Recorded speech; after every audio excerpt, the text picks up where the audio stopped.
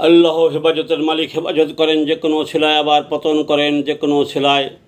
বিদেশে থেকে যেসব নেতারা প্রচার করছেন, শেখ হাসিনা বলেছে যারা এখন দলের পক্ষে কাজ করছে তাদের মূল্যায়ন করা হবে।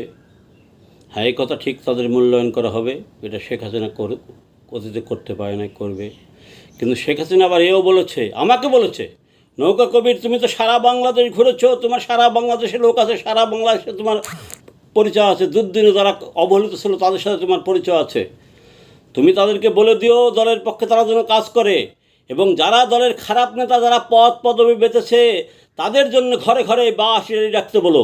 যারা দেশের ক্ষতি করেছে এবং যারা দলের ক্ষতি করেছে, উভয়কেই বাঁশ মারতে হবে সামনে।